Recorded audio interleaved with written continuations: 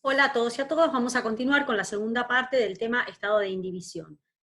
Cuando grabamos la primera parte de estado de indivisión en el video anterior, nosotros habíamos dicho que el estado de indivisión hereditaria es aquel periodo que va desde la muerte del causante y hasta la partición, en tanto y en cuanto exista pluralidad de herederos. En el marco de ese periodo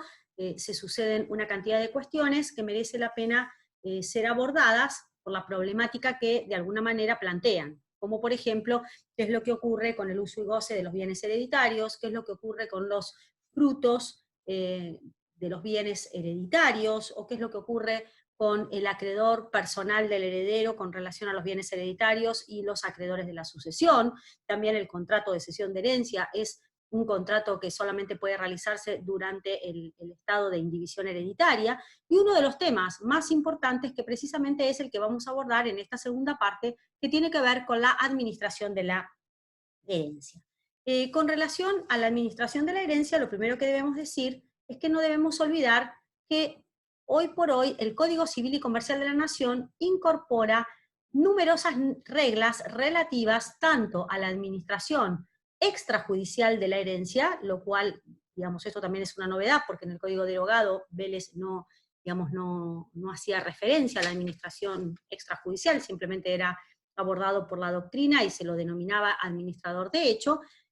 como también a la administración judicial de la herencia. Y la segunda cuestión es que no solamente existen normas en el Código Civil y Comercial de la Nación, sino puntualmente con relación a la administración judicial, los códigos procesales también tienen normativa propia, la cual va a venir a complementar la que surge del Código Civil y Comercial de la Nación, por supuesto, en tanto y en cuanto resulten compatibles.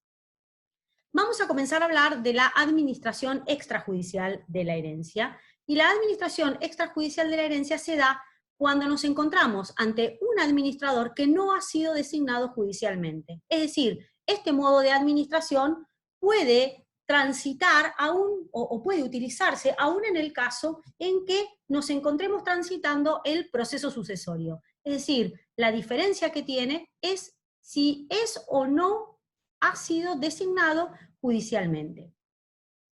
Este administrador judicial, a mi modo de ver, el artículo, diríamos, troncal o medular de la administración extrajudicial, surge del artículo 2325. Este artículo 2325, a mi modo de ver, plantea dos cuestiones sumamente importantes. La primera cuestión es que nos plantea que se requiere la decisión o la conformidad de todos los herederos a los efectos de llevar adelante digamos, esta designación de administrador. Y la segunda cuestión tiene que ver fundamentalmente con la informalidad en la designación del administrador. Fíjense que la norma plantea la posibilidad de otorgarle un mandato, ya sea a un coheredero o a terceros, o también nos plantea la posibilidad de un mandato tácito, es decir, que de repente uno de los herederos sea el que lleva adelante la administración y el resto acata o acepta estos actos que lleva adelante y los consiente, y entonces en ese caso también nos encontramos ante la designación de un administrador extrajudicial con mandato tácito. En cuanto a las facultades que tiene el administrador extrajudicial, surgen también de manera muy clara del artículo 2325. Básicamente, fíjense que la norma plantea que, digamos, las facultades que este administrador tiene son aquellas que tienen que ver con la explotación normal de los bienes indivisos. Ahora, va a requerir facultades expresas cuando realice actos que excedan esa explotación normal de los bienes indivisos, y también para el caso de contratación y renovación de las locaciones. Es decir, que en ese caso vamos a necesitar que este administrador extrajudicial tenga facultades expresas. También me parece importante destacar los actos conservatorios y las medidas urgentes. Fíjense que en el artículo 2324 y en el artículo 2327, si vemos el título que tiene cada uno de estos artículos, podemos ver que el artículo 2324 nos habla de actos conservatorios y medidas urgentes, mientras que en el artículo 23-27 nos habla de las medidas urgentes. ¿Se trata de una yuxtaposición en el contenido de la norma? No. El artículo 23-24 nos habla de un acto conservatorio y de una medida urgente que no requiere para su realización o para llevar adelante una autorización judicial, mientras que el artículo 23-27 nos habla de una medida urgente que requiere intervención judicial para poder ser llevada adelante. Fíjense que el 23-24 dice que cualquiera de los herederos puede tomar las medidas necesarias para la conservación de los bienes indivisos, empleando a tal fin los fondos indivisos de la sucesión o requiriendo también esos fondos a los propios herederos. Es decir, vamos a suponer que se rompe un vidrio de un bien hereditario, tranquilamente puede uno de los herederos ir, cambiar ese vidrio, llevar adelante, digamos, ese acto conservatorio y no va a haber ninguna dificultad. Ahora, si vamos al artículo 23-27, fíjense que la norma plantea una serie de actos para los cuales, si bien se requiere el consentimiento de todos los herederos, hay algunos que no lo están dando a ese consentimiento. Entonces, por tanto, lo que puede hacer el administrador extrajudicial es solicitarle al juez, y fíjense que la norma dice, aún antes de la apertura del proceso judicial, puede ordenar una serie de medidas. Fíjense que las medidas que plantea la norma dice autorizar el ejercicio de derechos derivados de títulos valores, acciones o cuotas societarias, percepción de fondos indivisos, o el otorgamiento de actos para los cuales es necesario el consentimiento de los demás sucesores. Es decir, es una norma, digamos, que contiene actos que son enunciativos, pueden ser estos o pueden ser muchos más, pero además, aquel que solicite al juez la realización de determinada medida, no solamente va a tener que justificar la urgencia en la realización de ese acto, sino además la negativa del heredero a querer realizarlo, y que además esa negativa pone en peligro el interés común. Es decir, que es bastante lo que este administrador extrajudicial debe justificar ante el juez para llevar adelante una medida urgente que requiere el consentimiento de todos los herederos y que hay alguno o el resto de esos herederos que no acuerdan con realizarla, y por eso entonces se requiere acudir a la justicia para una autorización judicial para la realización de esa medida. Fíjense que dice que aún antes de la apertura del proceso judicial sucesorio se puede solicitar este tipo de medida urgente. Obviamente que la regla sería interponerla o iniciar esta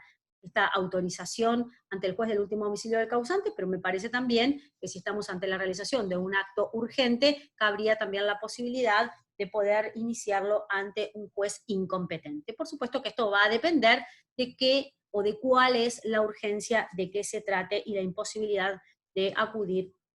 a quien resulte competente. Luego nos vamos a referir entonces ahora a la administración judicial de la herencia. Fíjense que la administración judicial de la herencia, como habíamos dicho al principio, contiene normas, ya sea dentro también del Código Civil y Comercial de la Nación, pero fundamentalmente la administración judicial contiene una enorme cantidad de normas en los códigos procesales que, volvemos a repetir, vamos a poder,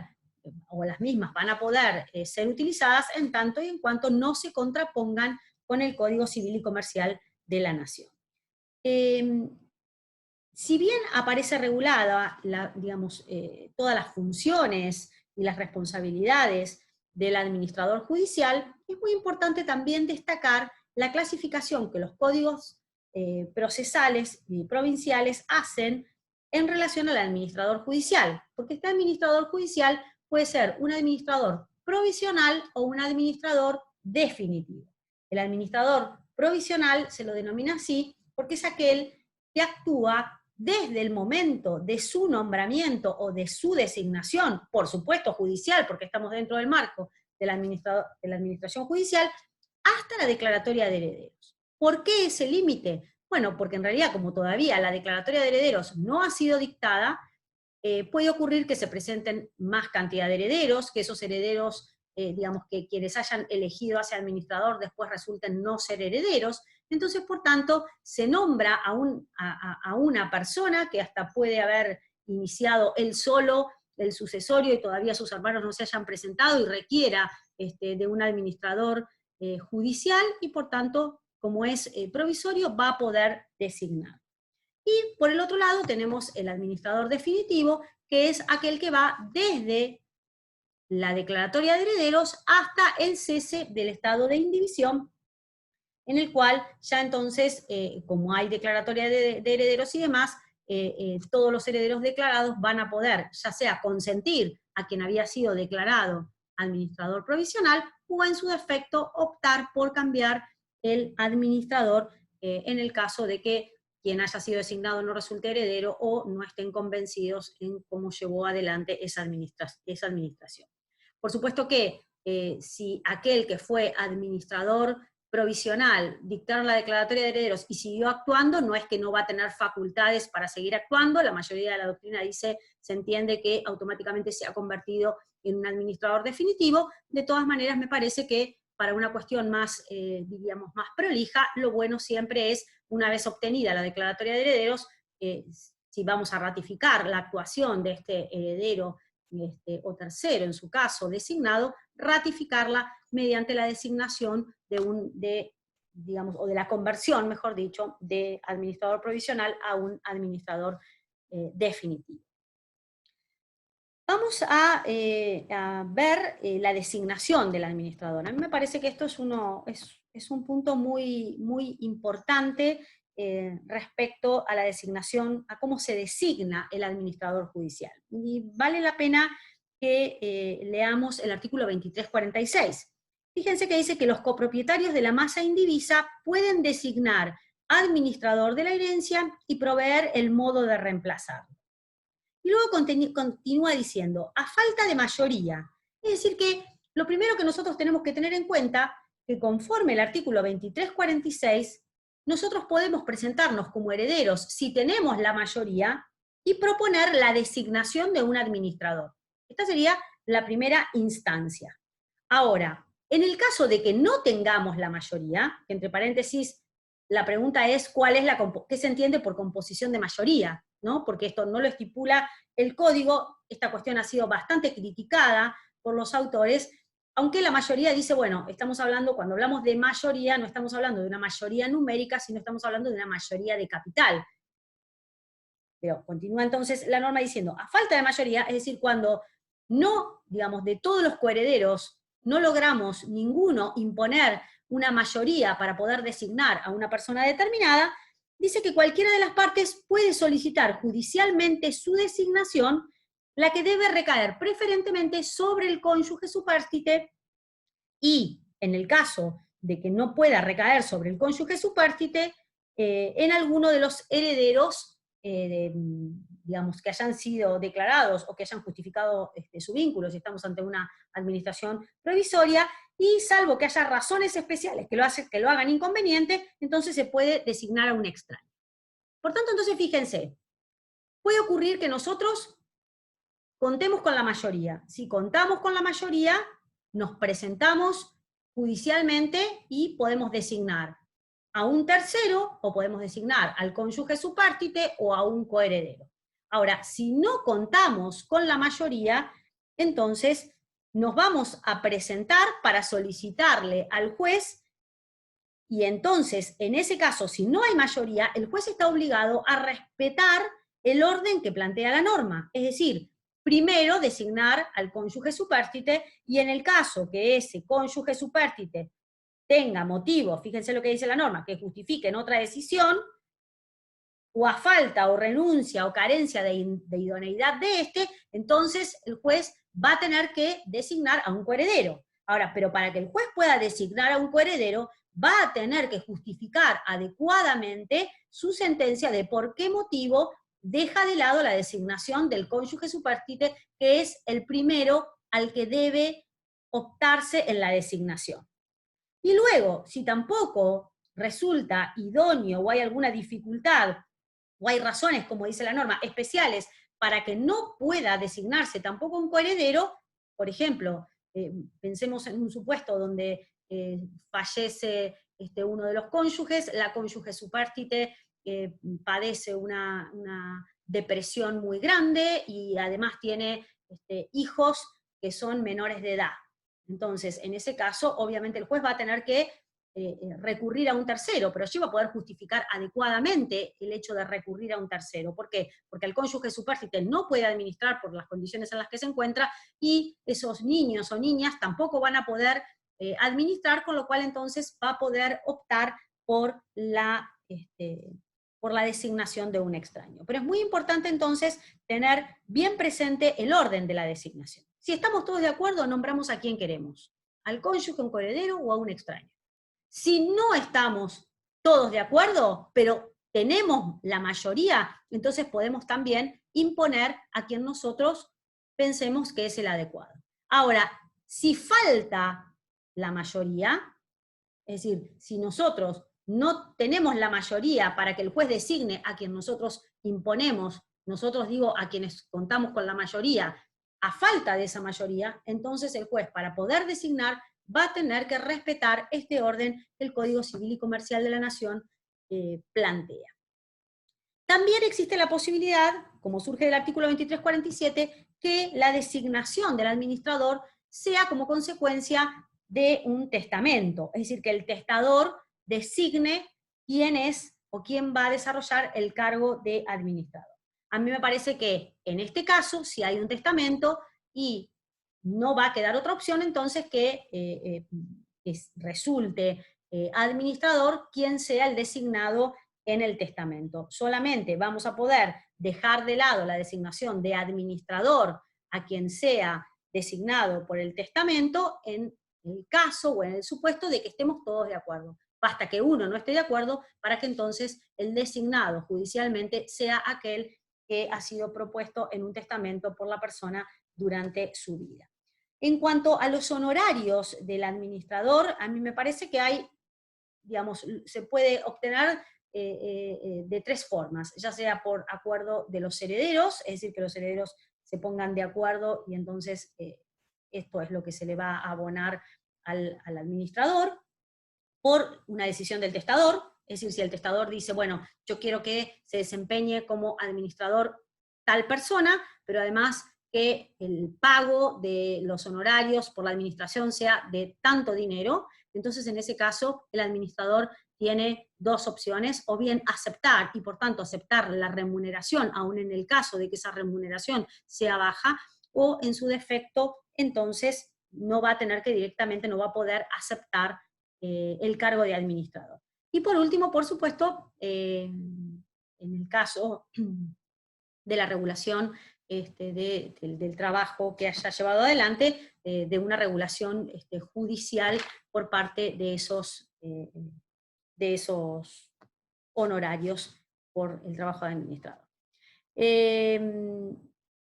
En cuanto a cuáles son las funciones del administrador, esas funciones surgen del artículo 2353. Básicamente, fíjense que entre las funciones podemos decir que la función principal que tiene es la de la administración de los bienes, es decir, la de conservar esos bienes hereditarios y además continuar el giro comercial que esos negocios del causante hubieran tenido durante su vida. También plantea que solamente va a poder enajenar las cosas muebles aquellas que sean susceptibles de perecer, esto es muy claro, aquellas que puedan depreciarse o cuya conservación es manifiestamente onerosa. En ese caso, digamos, va a tener que justificarse que se trata de una conservación manifiestamente onerosa. Respecto de aquellas cosas muebles susceptibles de perecer, digamos, si una persona tenía un mercado y hay un administrador que lleva adelante, obviamente que va a seguir, por más que se encuentre vendiendo los bienes que corresponden a ese mercado, esto no va a tratarse de un acto de disposición, sino claramente de un acto de administración, porque hace al giro normal de sus negocios. Y además, por supuesto, la otra función importante que tiene es la de promover las medidas necesarias para poder cobrar las deudas y eventualmente y hacerse de los créditos que la sucesión eventualmente tenga. Es muy importante el artículo 2354, cuando habla de los cobros de créditos y de las acciones judiciales, que fíjense que con relación al cobro de créditos y acciones judiciales se requiere autorización judicial o de los copartícipes. Es decir, que para poder llevar adelante el cobro de una acción judicial, o en su defecto poder participar dentro de un juicio, de una acción judicial, va a requerir ya sea la autorización de todos los herederos o en su defecto la autorización judicial para poder estar en ese juicio. Y en ningún caso puede realizar, por supuesto, actos que importen la disposición de los derechos del causante. Otra cuestión importante, y ya para ir cerrando, tiene que ver con la rendición de cuentas, porque también, se incluyen dentro del Código Civil y Comercial normas relativas a la rendición de cuentas, que se denomina básicamente conclusión de la administración judicial. Estas normas relativas a la conclusión de la administración judicial o a la rendición de cuentas resultan tanto aplicables a la administración extrajudicial como a la administración judicial. ¿Con esto qué quiero decir? Si yo llevé adelante una administración extrajudicial, yo puedo rendir las cuentas de manera extrajudicial, si estamos todos de acuerdo, no va a haber ninguna dificultad, o también puedo tener que rendir las cuentas de manera judicial, ya sea porque hay algún conflicto entre los coherederos, o porque hay algún niño o algún incapaz, y que entonces corresponda que esa rendición de cuentas yo la realice en sede judicial. Lo mismo va a pasar con el administrador judicial. Yo puedo haber designado un administrador judicial, pero puedo aprobarle las cuentas de manera extrajudicial, en tanto y en cuanto no haya conflicto en esa aprobación de las cuentas, no va a haber ninguna dificultad para elegir una u otra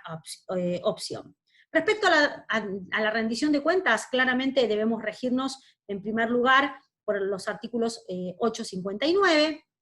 esa rendición de cuentas tiene que tratarse de una individualización de todos los ingresos, los egresos, la justificación, es decir, no basta simplemente con un simple número final, sino que tiene que haber un desarrollo de la gestión de ese administrador. Y además, otra particularidad que tiene esta conclusión de la administración judicial, que por más que dice conclusión de la administración judicial, vuelvo a reiterar que también es aplicable a la administración extrajudicial,